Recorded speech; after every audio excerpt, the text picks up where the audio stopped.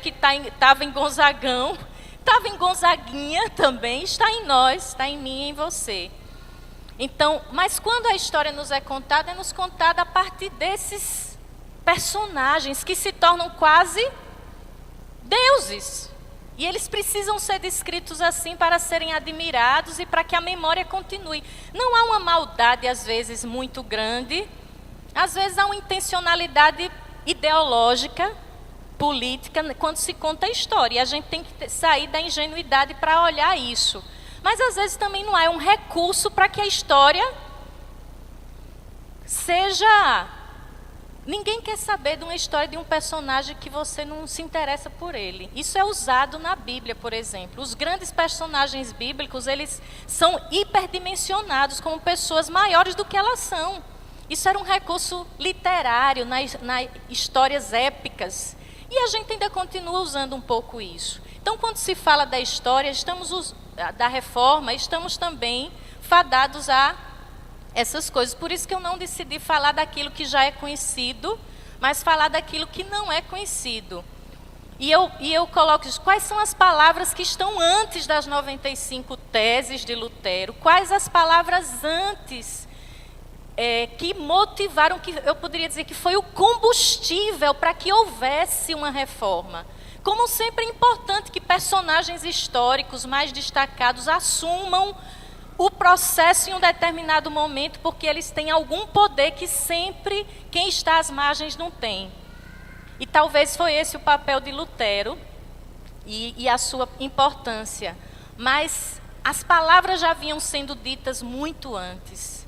E essa reforma começa, eu estou aqui indo pelo menos há 100 anos, um século antes da reforma, já havia um movimento de reforma, que eu diria assim, intenso, forte, que a igreja já não conseguia conter, diferentes movimentos.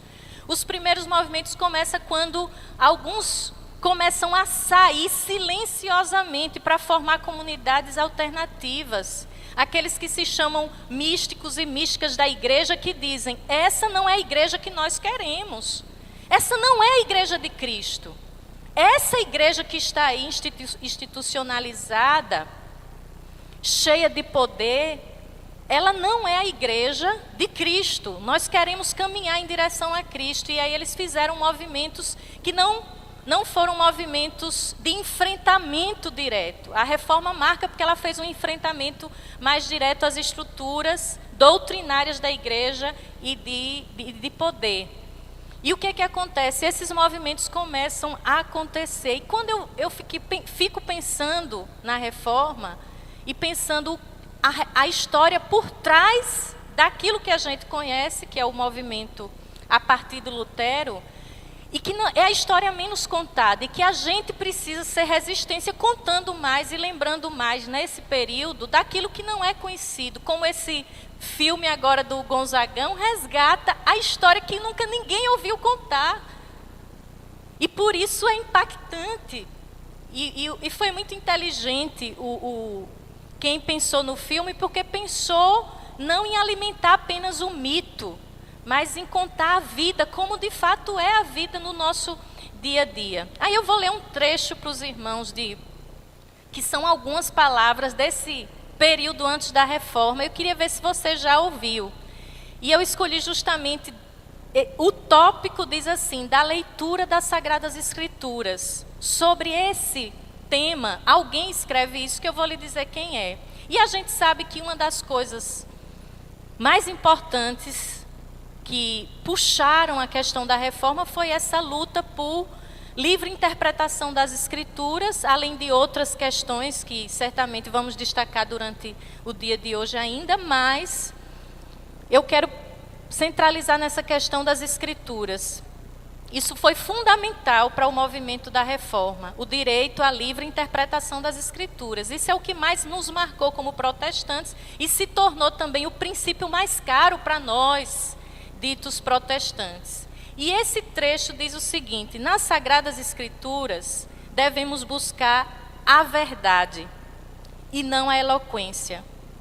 Todo livro sagrado deve ser lido com o mesmo espírito que o ditou. Nas Escrituras devemos antes buscar nosso proveito do que a sutileza da linguagem. Tão grata não deve ser a leitura dos livros simples e piedosos, como a dos sublimes e profundos. Não te mova a autoridade do escritor, se é ou não de grandes conhecimentos literários. Ao contrário, lê com puro amor e verdade. Não procure saber quem o disse, mas considera o que se diz. Os homens passam, mas a verdade do Senhor permanece para sempre. Salmo 116, 2. De vários modos nos fala Deus, sem acepção de pessoas. A nossa curiosidade nos embaraça muitas vezes na leitura das Escrituras, porque queremos compreender e discutir o que se devia passar singelamente. Se queres tirar proveito, lê com humildade, simplicidade e fé, sem cuidar jamais do renome do letrado. Pergunta de boa vontade, ouve calado as palavras dos santos, nem te desagradem a sentença dos velhos, porque eles não falam sem razão. Vocês acham que esse texto é parte da reforma? Alguém já tinha ouvido isso? Você acha que isso está nas 95 teses de Lutero, é parte dela? Isso foi escrito quase 100 anos antes de Lutero. Para mim, são teses que deveriam estar também divulgadas, ou palavras da reforma que não foram conhecidas, não ficaram pregadas lá na porta da igreja e por isso nós não conhecemos. Esse trecho é de um livro chamado A Imitação de Cristo. Alguém já ouviu falar nesse livro? A Imitação de Cristo, Thomas Kempis. Quem já leu? Tá livre na internet. Download free. Disponível. Quem é curioso, baixe. Não é um livro extenso. Não é um livro cansativo. Eu diria que seriam outras teses da reforma que nós precisaríamos ler. E não é um livro assim. Eles são coisas como essa, sobre a palavra de Deus, sobre isso, sobre aquilo outro. Parece, Eliane, um livro de discipulado. Eu fiquei pensando, a gente pode pegar esse material e estudar para o discipulado, porque fala da vida. Essa é só uma partezinha e vai por tópicos e por temas. A Imitação de Cristo, Thomas Kempis, escrito antes, quase 100 anos, desse movimento todo. E por que eu trouxe isso? Para trazer a gente um pouco antes da reforma. O que é que estava acontecendo antes da reforma? Esses homens e mulheres, incomodados com a igreja, começaram a se organizar. Thomas Kempis provavelmente era de um grupo chamado Irmãos de Vida Comum. Eles se organizaram como uma irmandade. E o objetivo deles, sabe qual é? E a Bíblia já tinha tradução em línguas populares, porque eles iam traduzindo na calada. A gente conhece as traduções, a tradução para o alemão de Lutero como a grande tradução que levou a Bíblia para o povo. A Bíblia já estava no meio do povo. Não estava oficialmente, mas principalmente o Novo Testamento começou a ser traduzido bem antes para a língua popular, em pequenos trechos, não oficialmente. Porque alguém que disse isso, que nós devemos buscar, ler a Bíblia de forma simples, essa pessoa já estava lendo, pelo menos com um grupo, a Bíblia dessa forma, que é o grande legado da reforma, é popularização do texto, que não tinha na língua que dava acesso ao povo só o conhecimento dos sacerdotes, dos eruditos da época, e por isso que o texto aqui é um confronto à leitura apenas erudita da Bíblia. O que ele está escrevendo aqui não tem nada com dificuldade que a gente leia a Bíblia inquirindo, perguntando, analisando. Não é isso, não entendam assim. Se tem que se projetar para a época. A Bíblia era um livro de acesso apenas dos sacerdotes e alguns sacerdotes, os mais preparados e eruditos. Nem todos os sacerdotes tinham acesso ao texto da Bíblia. E por isso ele está dizendo, a Bíblia não é para ser lido pelos grandes nomes, mas é para ser lida pelo povo e com um sentimento de simplicidade. E esse grupo de irmãos, como tinham outros, que tinham os anabatistas, os valdenses, que são anteriores, grupos reformadores e que desejavam de fato uma reforma mais ampla, que envolvia inclusive uma questão política que os reformadores, apegados ao poder, não conseguiram enfrentar, que era a separação da igreja e do Estado, que nós batistas assumimos como princípio batista, separação total da igreja e do Estado. Os reformadores mais conhecidos não queriam essa separação, porque, como cantamos, estavam apegados ao quê? Ao poder. Quem assistiu o final de Gabriela ontem?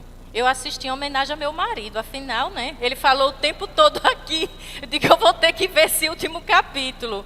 Vocês viram o jogo ideológico no final de que quem resiste e quer destruir o coronel, depois se torna o coronel no lugar, inclusive aliado às mesmas figuras nefastas, matadores. Foi uma crítica velada, eu acho, também a todo um outro contexto político nacional do momento. Mas é interessante as luzes que lança sobre essa coisa do poder. O cara que confrontou o coronel todo o tempo, assumiu gostou do negócio, chega lá e gostar. E a reforma também passou por esse processo. Então eu queria lembrar nessa manhã, na verdade, fazer memória. Nós vamos celebrar a ceia, que é memória. Memória de um movimento, talvez que não foi um movimento tão, vamos dizer assim, não foi um movimento, se tornou depois institucional, se tornou depois alguma coisa grande, mas quando começou como começou a reforma. Quem eram os nomes desses 100 anos de pessoas que foram, na verdade, fomentaram e colocaram combustível no meio do povo para acontecer a reforma? Nós não temos um nome, nós temos grupos de pessoas, temos várias comunidades começando a resistir, a pensar outra coisa. Inclusive, lendo, eu descobri que tinham várias escolas. Seriam como que escolas bíblicas, escolas de discipulado. E dizem alguns historiadores que muitos dos reformadores, os conhecidos, passaram e foram formados de acordo com esse pensamento. Um pensamento que puxava a igreja para a imitação de Cristo, para o discipulado, para a vida. E não simplesmente para um confronto com a estrutura de poder, que não teve repercussão também numa reforma mais profunda. Não é, que envolve justamente esse desafio. Eu digo que assim, é muito bom a gente defender alguns movimentos. Quem não sonha com uma igreja melhor? Até a igreja do Pinheiro. Nós queremos uma igreja melhor. Ou não queremos? Todos nós, se formos ouvir, fizer uma enquete hoje de manhã, diga aí uma coisa que você queria ver reformada na igreja do Pinheiro. Você teria alguma coisa? Eu teria. Você teria? Pense aí. Pense uma coisa que você queria reformar nessa igreja. Pense aí com você. Todos nós temos. Agora pense uma coisa que você quer reformar em você. No seu jeito de viver a fé. Que depende e começa em você e a partir de você. Para mim, o movimento antes da reforma, ele primeiro nos diz que não vai acontecer reforma de cima para baixo. Não se iludam que aconteceu assim. Foi um movimento que demorou muito, por muito tempo, com grupos que nós não conhecemos grandes nomes, apenas sabemos que existe movimento no meio do povo. Uma coisa muito interessante, a Bíblia está sempre nesse meio. A leitura, o retorno à leitura simples das Escrituras. A fé vivida com simplicidade e a busca da imitação de Cristo. Sabe o que eu fiquei pensando então? Se nós queremos uma igreja melhor hoje, por onde a gente tem que começar?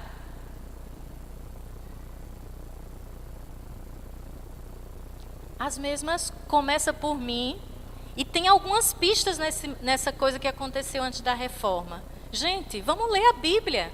Vamos estudar de forma simples, profunda, como nós temos tentado fazer aqui lendo os Salmos. estudando na escola bíblica, estudando o Didaquê, estudando o pequeno grupo, aonde seja. Vamos investir cada vez mais no discipulado. Eu louvo a Deus que esse momento é um momento de reavivamento do processo da igreja, de querer realmente discípulos e discípulas de Jesus. E nós temos investido nisso. Vamos continuar como igreja, querendo ser uma igreja simples e profunda. É o tema há 2 anos da nossa comunidade. E a palavra que me vem quando eu penso no movimento que acontecia antes da reforma, eram as pessoas querendo viver a fé de forma simples e profunda.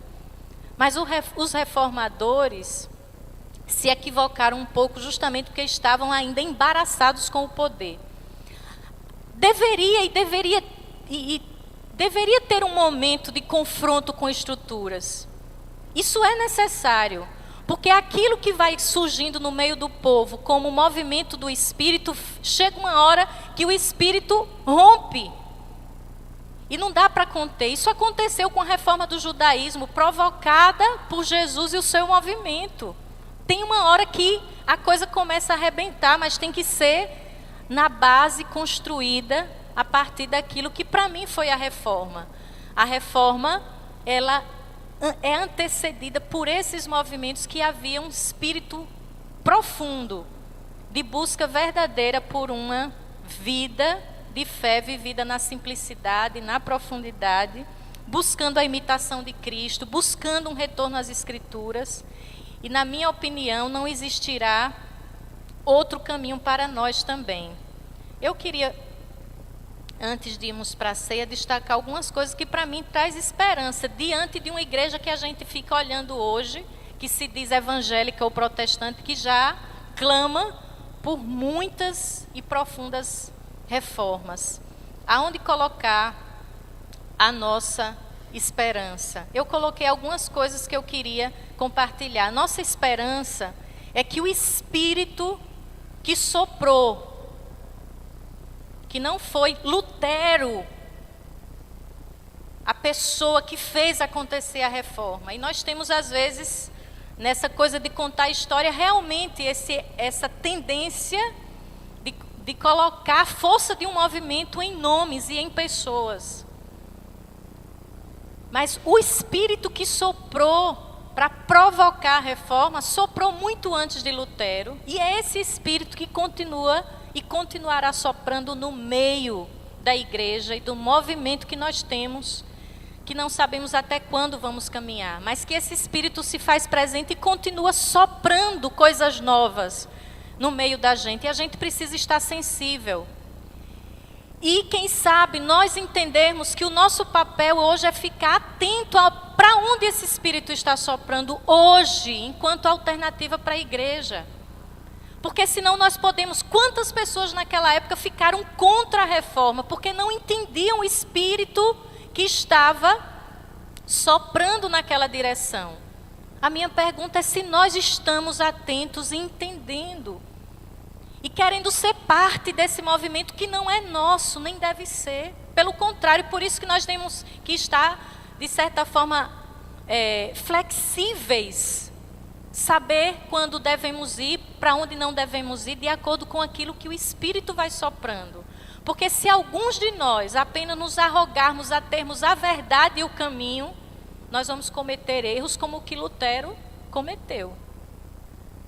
Ele estava tão certo que agora a tese era dele, que ele destruía qualquer um que se confrontasse com outra perspectiva. E eu tenho medo disso, irmãos. Até nós, como Igreja do Pinheiro, por mais que sejamos uma igreja dita de resistência, mas nós não temos toda a verdade.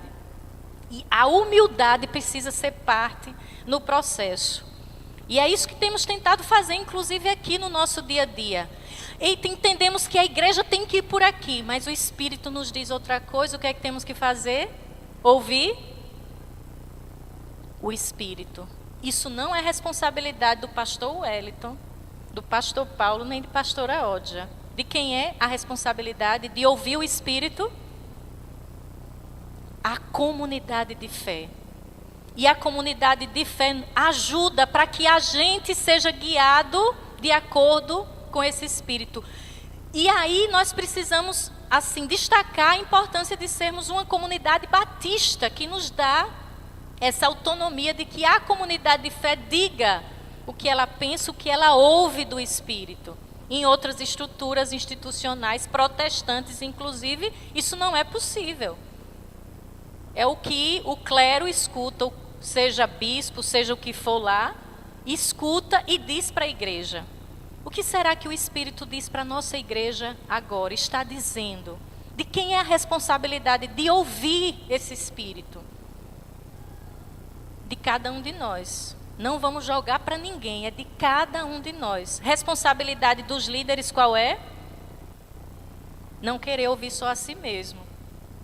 Ouvir a si mesmo, porque o Espírito também fala a mim, mas ouvir a igreja. Isso é completamente o espírito, irmãos, dos anabatistas. Eles diziam assim: nós precisamos ler a Bíblia comunitariamente, porque é o Espírito que vai agir e a comunidade é quem interpreta. Ela tem o poder interpretativo da Bíblia. Nós não podemos entregar isso a ninguém. A mesma forma, se errarmos, vamos errar todos juntos. E todos vamos ser responsáveis pelos acertos e pelos erros. Eu acho que a gente precisa resgatar. Isso é espírito da reforma. Verdadeiramente, a palavra da reforma que devia continuar nos guiando. Vamos ouvir o Espírito e vamos ouvir esse Espírito comunitariamente. Outra coisa que eu destaco como palavra que fica da reforma e que nós devemos ouvir, não só as 95 teses, é que tem que sempre haver pequenos grupos de resistência. Nós não precisamos inscrever o nosso nome na história. E se nosso desejo for esse, sabe qual é o problema? Negociar o que a gente crê. Para não negociar o que a gente crê, a gente tem que continuar à margem. Esses grupos que antecederam a reforma nunca apareceram de forma destacada na história. Mas sabe por quê? Porque permaneceram fiéis.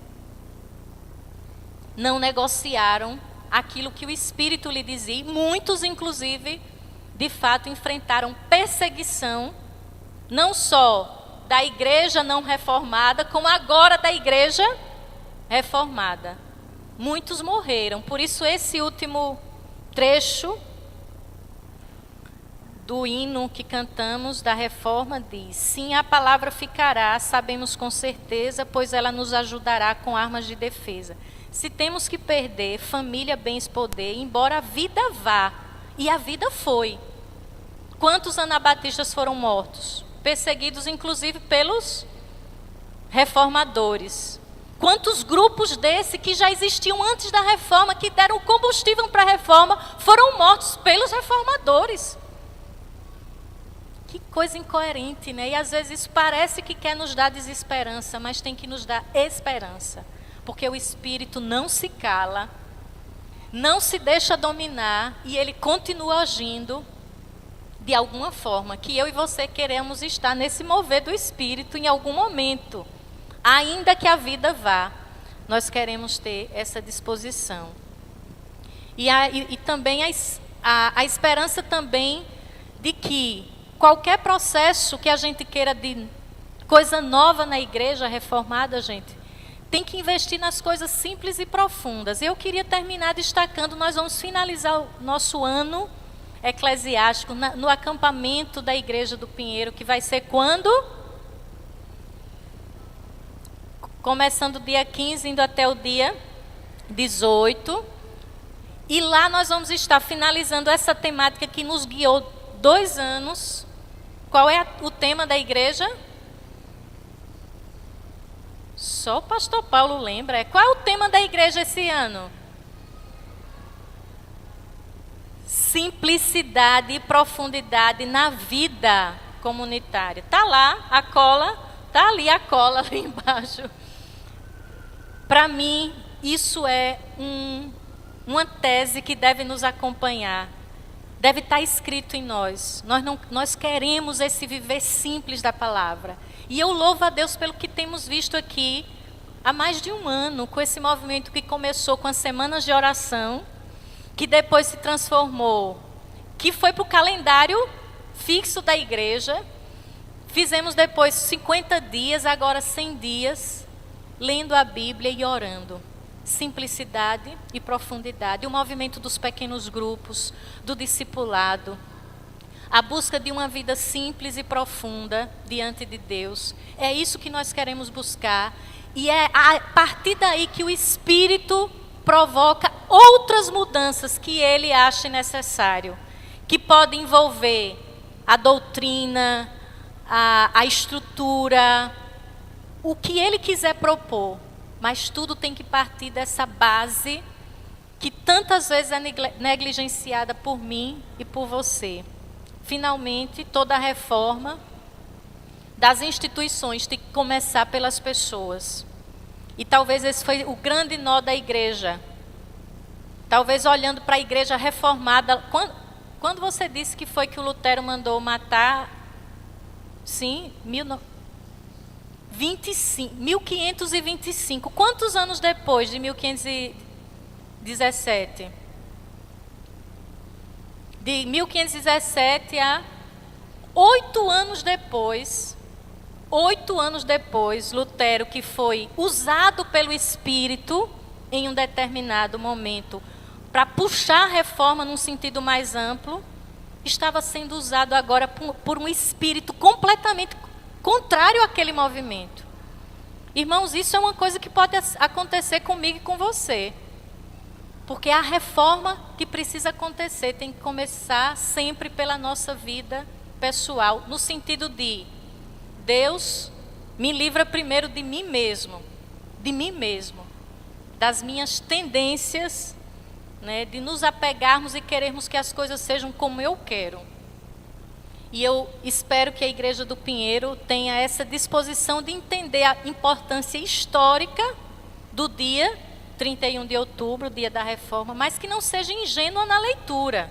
Tem igreja evangélica que nem lembrar disso, lembra. Eu faço um desafio. Assista a TV dos programas evangélicos de hoje até terça-feira, o 31, quarta. Veja se há alguma menção dos pregadores televisivos evangélicos desse movimento da reforma.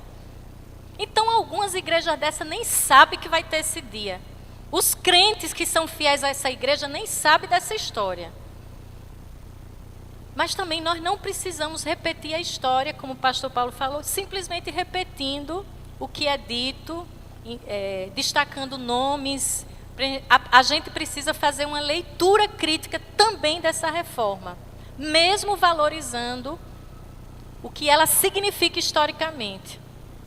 Mas buscarmos esse espírito que está antes de Lutero, antes das 95 teses, tinha um espírito soprando outras palavras, outras teses, de forma simples, no meio do povo. E sem essas palavras, e sem esse espírito que soprava, não haveria reforma, Lutero e coisa nenhuma.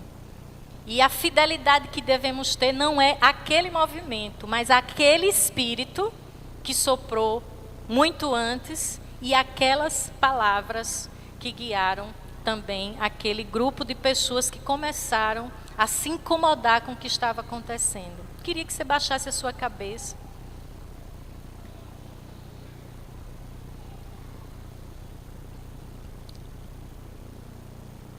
Deus, nós te louvamos. Fazemos memória hoje desse movimento importante. Mas nosso olhar precisa ser conduzido, Senhor, na direção certa. Nós queremos olhar para onde o Teu Espírito esteve soprando naquela época e para onde Ele sopra hoje. Nós queremos ser parte daquilo que o Espírito quer fazer, não só aqui, na igreja local, mas onde o Senhor quiser agir. É tão difícil, Senhor, estar sensível a essa escuta, porque queremos o tempo todo ouvir a nós mesmos, assim como os reformadores oficialmente quiseram, em um determinado momento, deixar de ouvir o Teu Espírito e ouvir a si mesmo. tem misericórdia de nós, que esse Espírito que continua falando e nos dando outras palavras hoje, no nosso contexto, possa ser ouvido por nós, Igreja Batista do Pinheiro. Que o Senhor continue sempre reformando essa igreja, mas reformando de acordo com o soprar do Teu Espírito, no Teu tempo.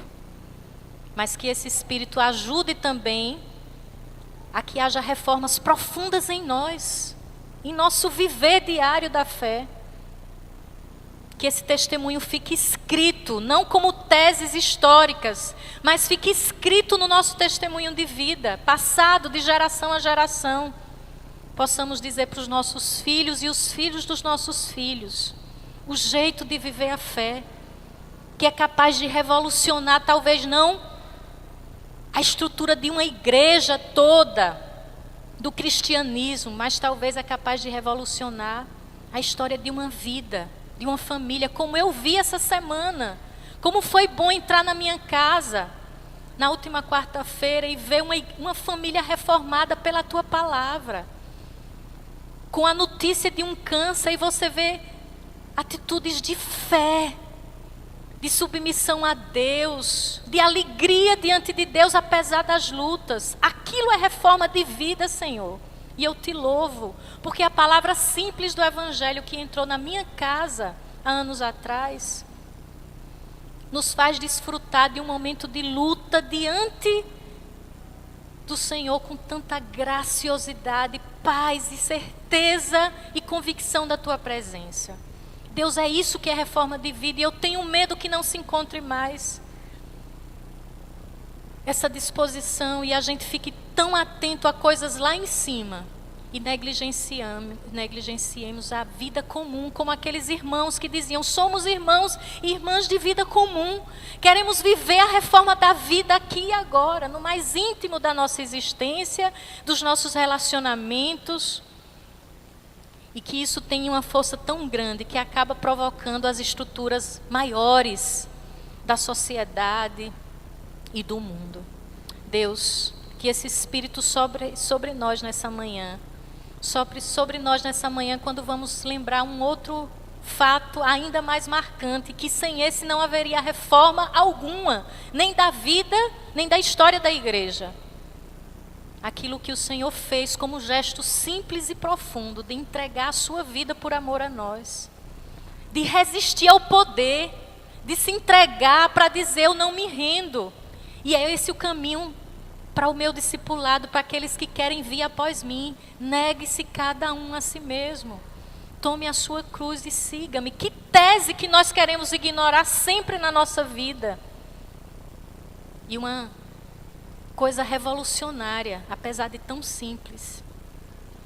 Que façamos memória desse momento aqui e agora, pedindo acima de tudo que esse Espírito provoque em nós uma reforma constante de vida. Em nome de Jesus nós oramos. Amém. Amém. Queria chamar Paulo também para... Ué, cadê o Paulo? Estava ali.